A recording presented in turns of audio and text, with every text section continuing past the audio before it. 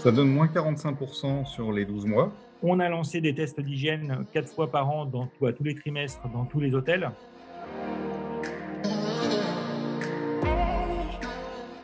Bonjour, bonjour Marc, j'espère que tu vas bien. Tu es président de Akena. Bonjour Loïc, pareil, merci d'être là aujourd'hui pour qu'on puisse échanger un petit peu sur le secteur. Tu es président de Sogepar. Vous avez tous quelques hôtels et évidemment, on est tous impactés par la situation. Est-ce que Loïc, tu peux nous raconter un peu rapidement comment s'est passé cet atterrissage un peu délicat de ces dernières semaines? Parce que comme tout pilote de structure, notamment dans notre belle industrie, il a fallu poser l'appareil sans trop de casse. Ça s'est passé comment pour les hôtels que gère Sogepar? Alors ça s'est passé, à la fois très rapidement, c'est-à-dire que ça faisait quelques jours que je préparais les directeurs à une fermeture potentielle et le mardi qui a suivi, la décision de confinement, j'ai décidé de tout fermer et dès le mercredi soir, 24 heures après, tout était fermé. Parce qu'on dit souvent un hôtel, c'est pas fait pour être fermé, donc c'est avec quand même, et puis on n'a pas l'habitude. C'est des hôtels qui sont ouverts évidemment, 365 jours sur 365, 24/24 depuis, pour certains, presque 50 ans. En tout cas, voilà, au moins 40 et c'est vrai que c'est assez inouï. Et Marc, de ton côté, ça s'est passé comment dans votre réseau? Alors nous, ça s'est passé à peu près de la même façon. Ce qu'on a fait, en fait, ce qui est extraordinaire dans cette histoire, parce qu'il faut toujours quelque chose d'un peu extraordinaire, c'est qu'on s'est appelé avec, plusieurs, patrons de chaîne, notamment pour nos franchisés, savoir ce qu'on en faisait. Et donc notamment avec Karim de Logis et donc on a suivi un peu les évolutions de chacun. Donc dès le vendredi, on a également prévenu, nos hôteliers, pour une possible fermeture. On a essayé de recenser ceux qui pouvaient fonctionner, notamment ou ceux qui voulaient venir en aide à tout ce qui pouvait être personnel médical. Donc tous les hôtels qui étaient proches des hôpitaux, donc qu'on a laissé ouverts et puis ensuite, petit à petit dans la semaine, on a fermé, une partie du réseau. Et là, à date, vous avez tous vos établissements, qui sont fermés ou vous en avez quelques-uns qui tournent, au ralenti? On fonctionne à 40 aujourd'hui. D'accord, et Loïc, de ton côté? 100% des hôtels fermés avec, sur quelques hôtels, un peu de social, un peu de personnel médical, mais les hôtels sont fermés à la vente. Et vous avez, commencé enfin, en tout cas, vous avez terminé toute la partie administrative parce qu'on a des mesures qui ont été mises en place, avec le chômage partiel, avec, les prêts, garantis par l'État. Ça s'est passé comment, pour vous, Loïc? Tu peux peut-être nous en parler un peu? Alors pour la partie, chômage partiel, là, voilà, les choses ont été faites, on attend encore quelques agréments, tacites, mais voilà, il y a pas de sujet là-dessus et au niveau du prêt garanti par l'État et du prêt à tout, de BPI, là, on a bien vu la différence entre le discours politique qui disait: «Allez-y, prenez tout et puis vous verrez après» et la réalité évidemment où, moi j'ai fait un plan de trésorerie, un business plan, un crash test et ils m'ont dit: «On va vous donner ce dont vous avez besoin, point». Parce qu'un jour, il faudra rembourser et voilà, donc en me disant aussi: «Si ça n'était pas suffisant, on refera un deuxième tour d'ici la fin de l'année». Voilà, donc c'est comme ça que ça avance. Et toi, Marc, de ton côté, le volet administratif? Alors le volet administratif, le chômage partiel s'est fait assez vite, hein, puisque, on a eu les numéros, d'autorisation relativement rapidement. Bon, les remboursements sont plus longs à avoir, mais ça, on s'en doutait. Ensuite, sur le prêt garanti par l'État, on l'a eu pratiquement immédiatement. Alors on a fait pareil je rejoins Loïc, on a fait un premier tour et pour être tout à fait transparent, on a rempli le dossier qui était préaccepté le mardi et vendredi, on a eu, l'argent sur les comptes. Donc ça s'est plutôt très bien passé pour nous. Je crois qu'on est, voilà, là-dessus, on est plutôt très satisfait de la mesure gouvernementale. Alors c'est sûr, il y aura forcément des débats sur les aspects, sanitaires, mais en tout cas sur la partie, gestion économique, est-ce que vous trouvez que les mesures d'urgence, qui dans un premier temps étaient nécessaires et devaient être prises, assez rapidement, est-ce que vous pensez qu'on a quand même eu ce qu'il fallait de la part du gouvernement en termes de réaction? Je pense qu'effectivement, ça a été pris, relativement rapidement. Le problème des mesures aujourd'hui, c'est que, effectivement, on a de la trésor pour tenir. Ça dépend des hôtels, des chaînes hôtelières. On a un peu de trésor, on a repris des prêts derrière, Mais le problème, et c'est ce qu'on a vu hier soir, notamment, c'est qu'on n'a pas aujourd'hui une date de redémarrage. Donc, un moment puiser dans les fonds et comme le disait Loïc, prendre des prêts, c'est très sympathique, mais il va falloir rembourser. Donc, pour pouvoir rembourser, il va falloir qu'on mette un plan d'action en place, refaire un business plan. Or, aujourd'hui, le problème que nous avons, c'est que tous nos business plans passés tombent globalement à l'eau, et les business plans futurs, on n'est pas encore vraiment capable de le prévoir. Donc, voilà, ça a été une bonne chose parce que sinon je pense que ça aurait été tendu pour beaucoup de et ensuite, bah, je pense que maintenant, bah, la deuxième chose, c'est de dire, et comme tout chef d'entreprise, c'est de dire, bah, quelle perspective on a et comment on s'inscrit dans cette perspective-là. Et aujourd'hui, c'est cette donnée-là qui nous manque. Oui, c'est sûr que hier, on a entendu que tous les secteurs allaient repartir et que s'il y en a un qui repartait en dernier, c'était bien le nôtre. Loïc, à date, est-ce que tu penses que les dispositifs, en tout cas sur l'acte 1, ont permis au moins d'amortir, enfin en tout cas de donner un peu d'air, une bouffée d'air? Oui, complètement. Non, je pense qu'on peut se dire, on est tous d'accord là-dessus, c'est que le gouvernement a mal anticipé les choses, bon, pour X raisons, hein, et par contre, une fois que les choses ont été lancées, ils ont été extrêmement, réactifs et extrêmement vigoureux. Je trouve qu'ils ont pris des décisions en 24 heures qu'il fallait prendre et qui étaient, juste, indispensables pour ne pas couler l'ensemble de la filière économique. Alors, c'est sûr, on en parlera peut-être un petit peu tout à l'heure sur la visibilité et la perspective, parce que quand on ne sait pas comment on va se déconfiner, quand on va se déconfiner, c'est sûr que faire des réservations, c'est compliqué. Mais un des sujets qui peut parfois inquiéter un petit peu, c'est que notre secteur, il a quand même des cycles d'investissement. Aujourd'hui, je crois que chez Marc, il va y avoir des hôtels qui vont ouvrir, qui vont être en phase de ramp-up. Je crois également aussi du côté de Sogepar.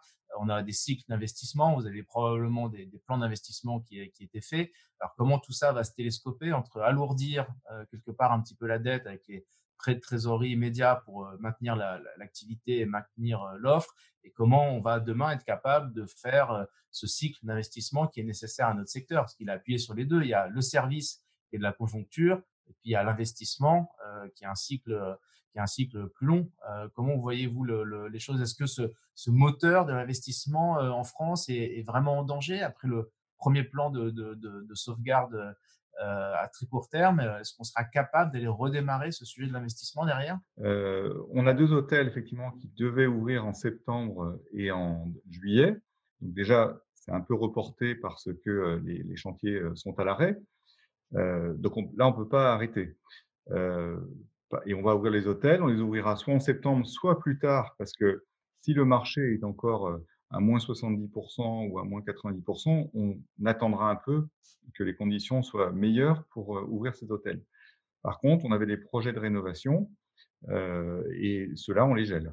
Pour l'instant, tant qu'on n'aura pas une meilleure visibilité, je pense qu'on pourra en reparler un petit peu, les années, 2021-2022, tant qu'on n'aura pas une meilleure visibilité, on ne va pas, s'engager dans des opérations avec des financements importants et avec, un point d'interrogation sur notre capacité à rembourser. Marc, de ton côté, tout ce qui était investissement avec tes partenaires, tout ça est pour l'instant en pause?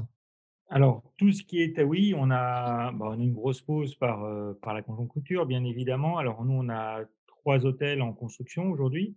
Donc, bah, ces 3 hôtels-là, tout comme Loïc, bah, vont voir le jour avec effectivement des décalages au niveau des travaux. Donc ça va être fait, ben, on va se recaler relativement rapidement. On a demandé si c'était le cas, dans certains cas, c'était possible de reprendre ou pas ces constructions-là.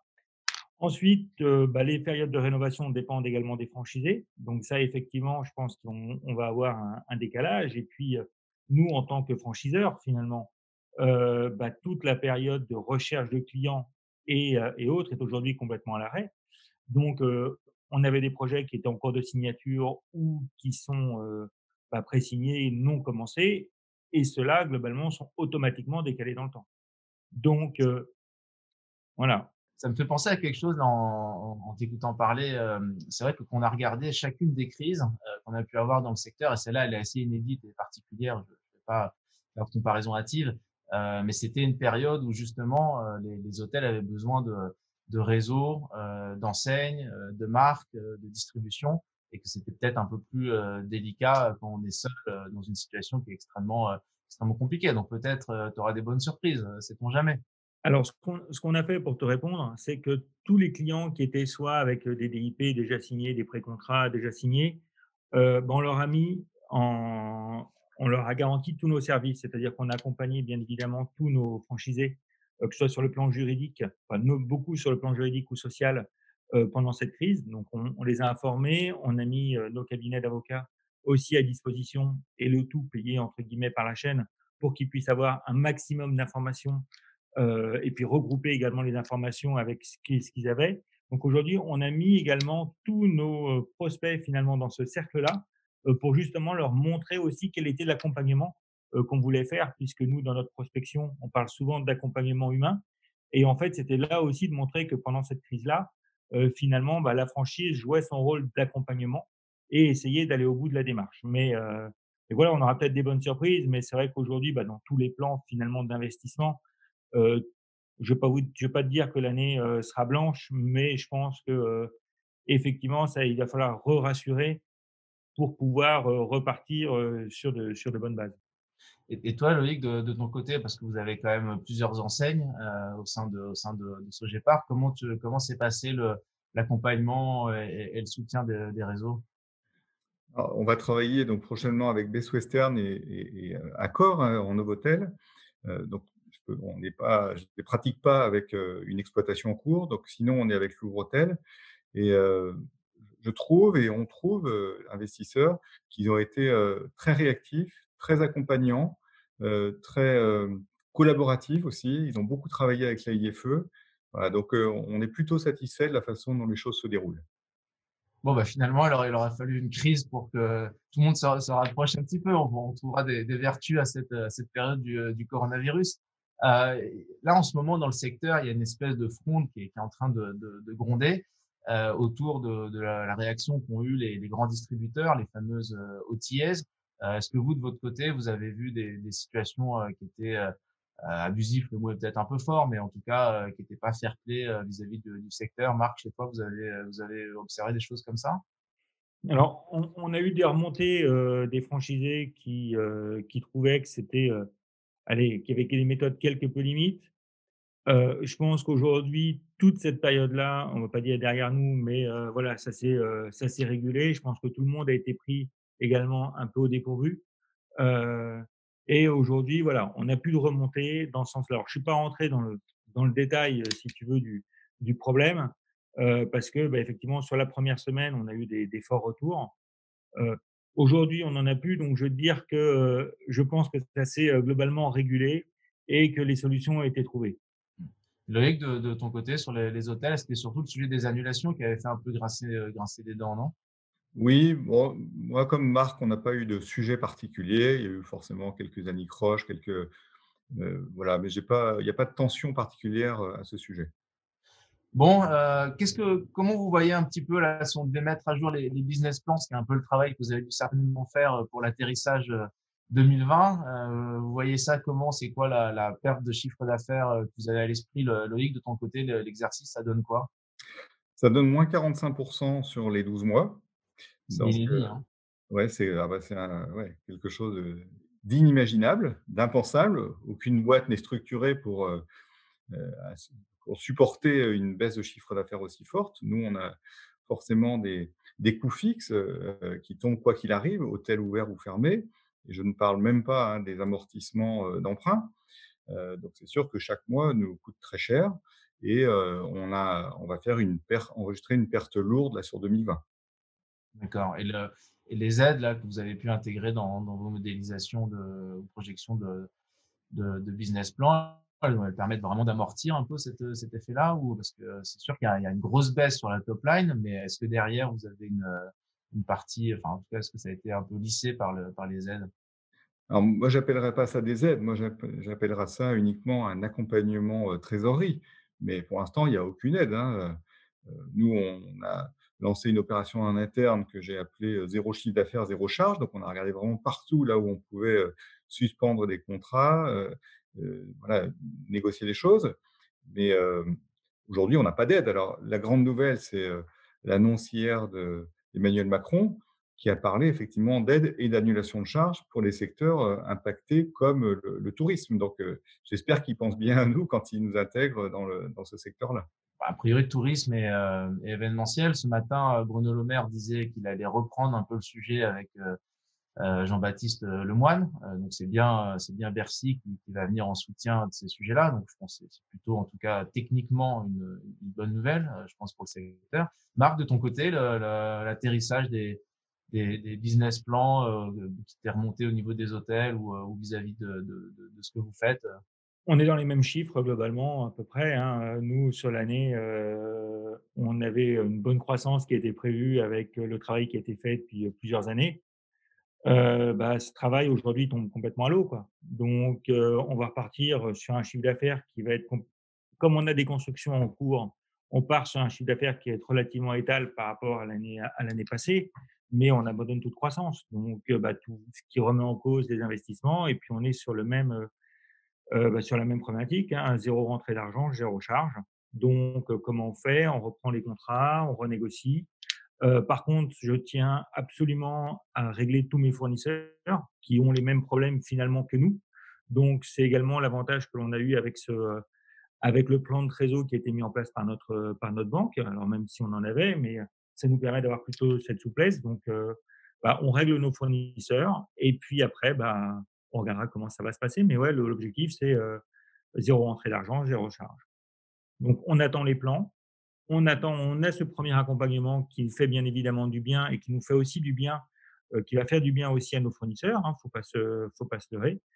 Et puis après, c'est, ouais, moins 45 de chiffre d'affaires prévu sur l'année. Souvent dans la partie de la relance, et c'est vrai qu'aujourd'hui c'est encore un petit peu tôt, alors un peu par effet d'aubaine, certains se lancent dans des projections. Globalement, je pense qu'il y a deux sujets. Il y a le premier sujet, c'est quand est-ce qu'on reviendra à des niveaux d'activité d'avant-crise, qui étaient quand même assez élevés, et quand est-ce qu'on va revenir à des niveaux d'activité qui sont la ligne de flottaison. En gros, un hôtel à 30% de taux d'occupation, est-ce que ça vaut vraiment la peine de l'ouvrir? On en parlera peut-être tout à l'heure. Mais vous voyez quand un retour à un niveau d'activité qui permet effectivement au moins d'être sur des opérations stables, voire légèrement bénéficiaires? Alors moi, j'ai modélisé ça. Nous, on passe à -10 de chiffre d'affaires. En dessous, on est cash négatif. Donc, c'est sûr que si l'année prochaine, on est encore à -15, non seulement, on sera cash négatif, mais on n'arrivera pas à rembourser, les les facilités, les renforts de trésorerie, de la BPI et de nos banques. Mmh. Toi, tu penses que c'est quoi ton plan aujourd'hui? C'est premier trimestre 2021, on espère qu'on reviendra à des niveaux qui sont à -10 de ce qu'il y avait eu avant la crise du Covid? Moi, je pense que sur l'exercice 2021, le scénario sur lequel je pars, c'est -15 par rapport à 2019. Ah ouais, donc quand même, tu restes encore structurellement en dessous de la ligne de flottaison, quoi. Complètement. Et voilà, et 2022, je pense qu'on sera toujours pas à 2019. Est-ce qu'on le sera en 2023? Je n'en sais rien. Mais ce qui est sûr, c'est que les entreprises, les ménages, tout le monde va sortir complètement rincé là de cette période, vraiment avec des chutes de chiffre d'affaires, faramineuses. Donc voilà, c'est certain que des gens vont pas se remettre à dépenser comme avant, dès le mois de septembre.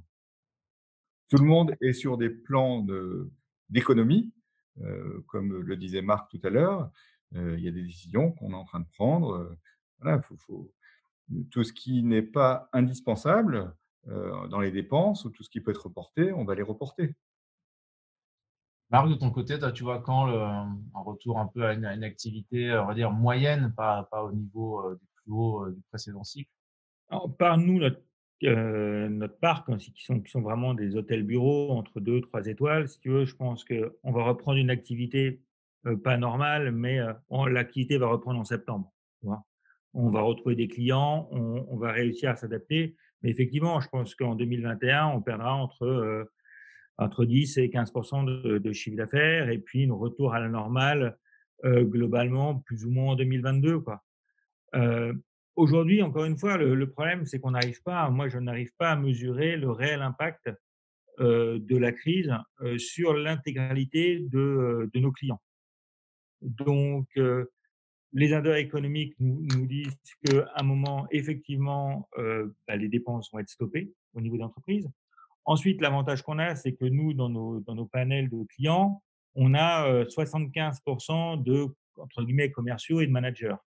Donc en fait, résultat des courses, cette clientèle-là, un moment, si tu veux, effectivement, va revenir.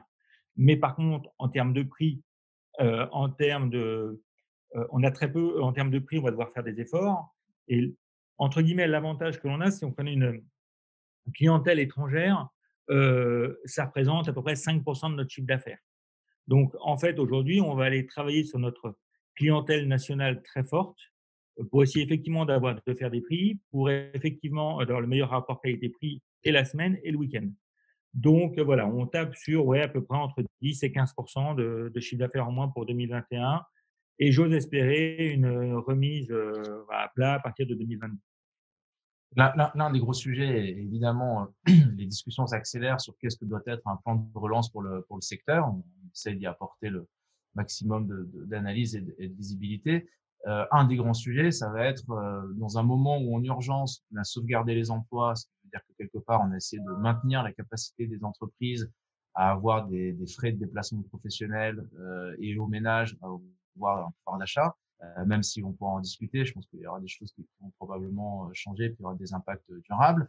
À un moment donné, quand on laisse les gens retourner à la vie normale, il faut que l'offre, c'est-à-dire les hôtels, soit ouvert et en capacité à être exploité. Donc, on imagine qu'on aura une reprise un petit peu graduelle de l'activité. Pour qu'on ait un peu ce choc de la demande et de l'offre, il faut que les deux soient conjoints.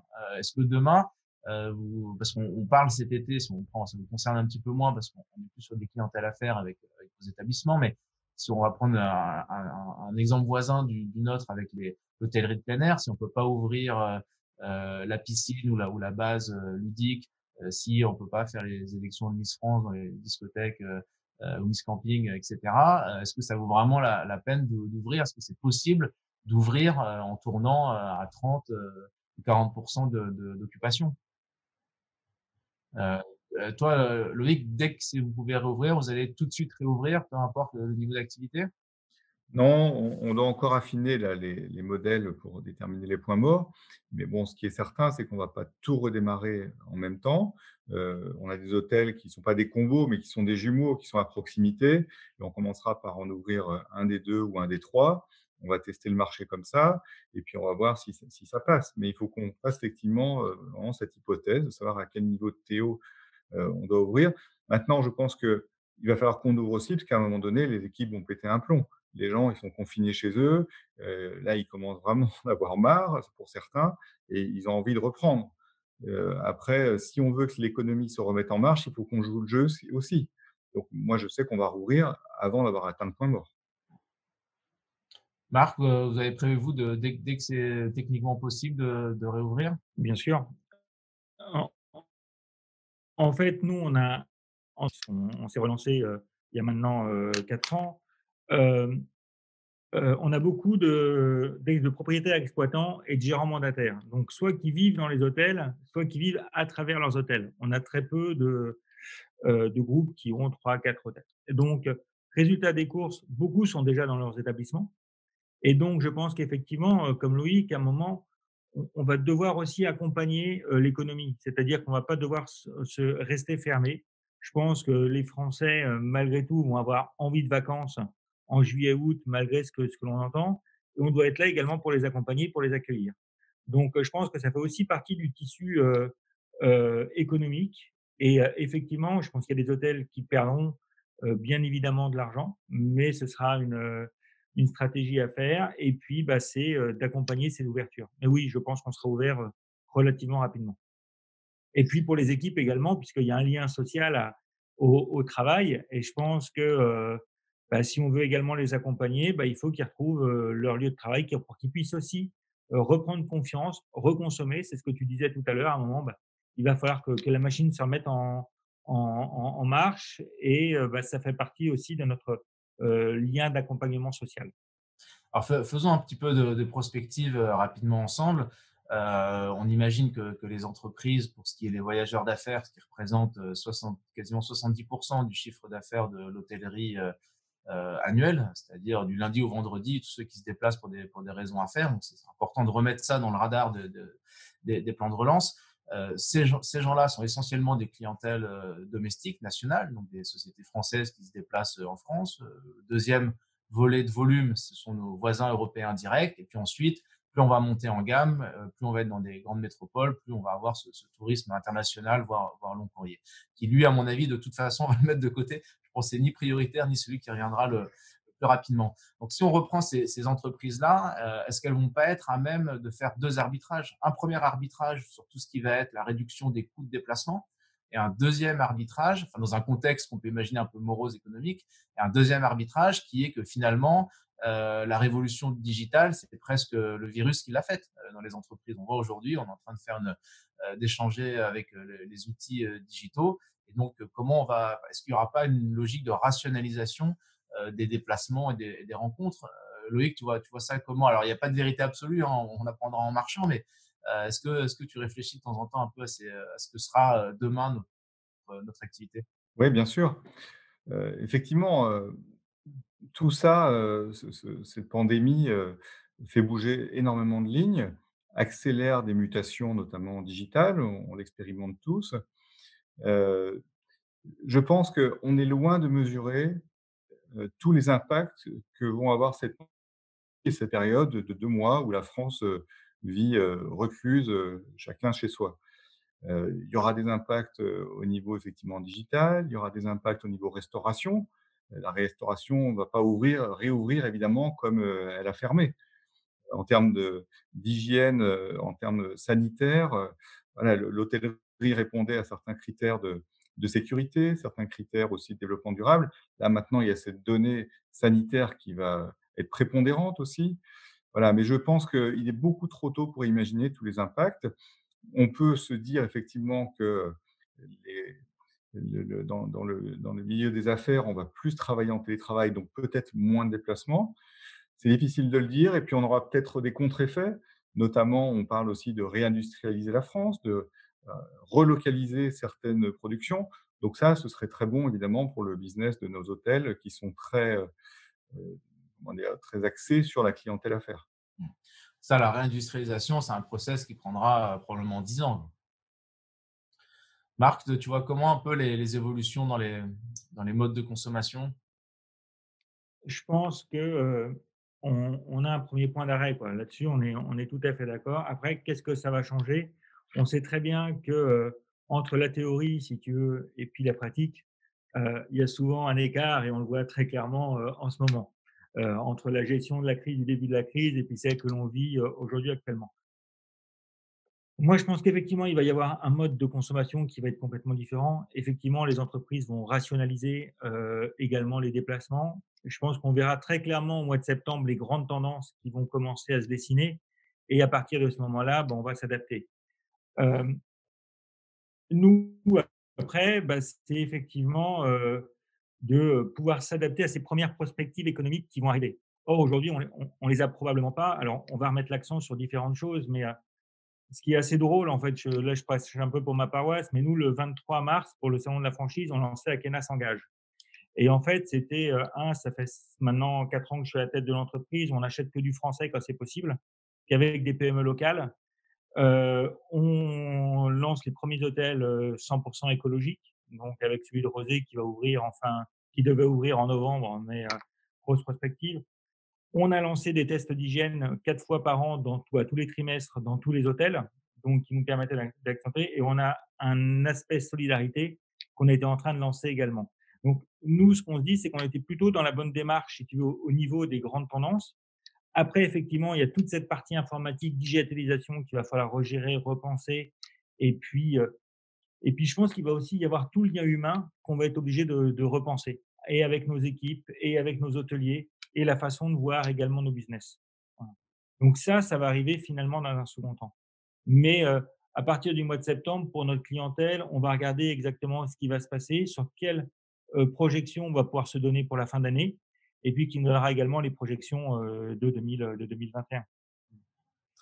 Bien, bon, en tout cas, comment est votre morale en tant qu'entrepreneur plus généralement? Excellent, moi je dors bien. Voilà, non, mais c'est vrai que on sent que le gouvernement nous accompagne, on est tous, dans la même galère, c'est une crise d'une gravité, j'allais dire sans précédent. On ne peut pas dire ça, mais une gravité vraiment très profonde et durable. Bon, maintenant, ben, on est là, on le disait tout à l'heure, c'est vrai que c'est des périodes aussi à la fois qui, permettent de resserrer de serrer les coudes, de développer aussi de la solidarité, entre confrères, entre franchisés, franchiseurs. Enfin, je pense qu'il y a de belles choses qui vont en sortir et puis je pense que c'est aussi, une crise qui va, permettre de voir des opportunités, des opportunités de développement, moi j'échange régulièrement avec des groupes, d'investissement, enfin des fonds d'investissement dans l'hôtellerie et qui imaginent déjà lever des fonds pour, faire de nouvelles choses et cetera. Donc ce qui est bien, c'est que là, on est vraiment pour l'instant, au on touche le fond de la piscine, mais on est tous déjà en train de réfléchir à l'après. Moi, je fais, une conférence téléphonique avec, tous nos directeurs une fois par semaine et mercredi dernier, j'ai commencé à parler de ça en disant, «Il va y avoir la reprise, on est en train d'y travailler, mais il va y avoir des opportunités». Non, c'est sûr. En même temps, on disait que notre secteur était un secteur qui était très résilient, pas facile. Ça ne veut pas dire parce qu'il est résilient, il est facile. Bon, bah, là, on teste davantage, on fait un stress test encore un peu plus important avec cette crise-là. Marc, de ton côté, enthousiasme, confiance Je rejoins Loïc, j'ai plutôt confiance en l'avenir, globalement. Alors ça va aussi parce que, bah, chez nous, la structure est relativement saine, donc on n'a pas de gros soucis, on va dire. Il va falloir accompagner, mais on n'a pas de gros soucis, en trésorerie et autres. Donc ça nous permet, très clairement d'être beaucoup plus serein et d'avoir eu les accompagnements qu'il le fait. Et puis ça nous permet aussi de nous remettre en cause. Nous, on profite, de cette crise pour affirmer aussi notre communication, c'est-à-dire qu'on commence à recommuniquer, à communiquer un petit peu différemment. On essaie d'être un petit peu décalé face aux grandes chaînes. C'est quelque chose que j'avais voulu faire, il y a quelques mois et puis, bah, on l'affirme pendant cette période-là et puis, et ben, effectivement, on accompagne également tous nos franchisés beaucoup mieux qu'on puisse le faire. On accompagne nos collaborateurs et puis, bah, c'est de dire: «De toute façon, de toute crise, il en sort quelque chose de bon». Des opportunités, effectivement, il y en aura. Hem Et voilà et puis c'est d'en sortir également renforcé avec, je pense, de nouvelles idées, de nouveaux horizons et voilà, on va prendre aujourd'hui les choses telles qu'elles arrivent. On se prépare bien évidemment pour le futur. On ne sait pas encore quand, comment, où. Nous, on prépare, plusieurs plans. Il faut bien être, clair dessus et puis, bah, après on verra lequel on applique, quoi et puis le plan changera peut-être au dernier moment également, parce que, il y a une autre donnée qui est arrivée, à la dernière minute. Mais voilà, donc aujourd'hui, moi, je suis plutôt confiant et le but, c'est, je pense que tous les chefs d'entreprise aujourd'hui, bah, si on est là, c'est qu'on a aussi cette part de risque et une crise fait partie du part de risque bah, qu'on doit pouvoir gérer aussi bien au niveau du stress qu'au niveau des perspectives. Donc je pense qu'aujourd'hui, ça se passe pas. Bon, bah, très bien. En Pour tout moi, c'est un cas, environnement pas trop anxiogène. Voilà. bon, en tout cas, merci beaucoup. Merci Marc, merci Loïc d'avoir partagé vos premières impressions et sentiments. Je pense que beaucoup de choses vont encore être faites au niveau du secteur. Nous, côté NKG Hospitality On, on est en train de préparer des choses pour la rentrée, parce que je pense que c'est un moment où on a besoin d'avoir un consensus de marché, on a besoin de se rencontrer, d'échanger après cette période introspective, hein. On est enfermé avec nous-mêmes, et c'est pas forcément une chose négative. Et puis de toute façon, on sollicitera toujours l'opinion des uns et des autres, parce qu'il faut qu'on fasse circuler les bonnes pratiques, et il faut que le secteur soit en tout cas uni pour faire face à cette situation et aborder ces mutations et ces transformations qui seront forcément nécessaires. Merci beaucoup, merci à vous, prenez soin de vous et à très bientôt. Merci Merci Marc, merci beaucoup. Loïc. À très bientôt. Merci Marguerite, à bientôt.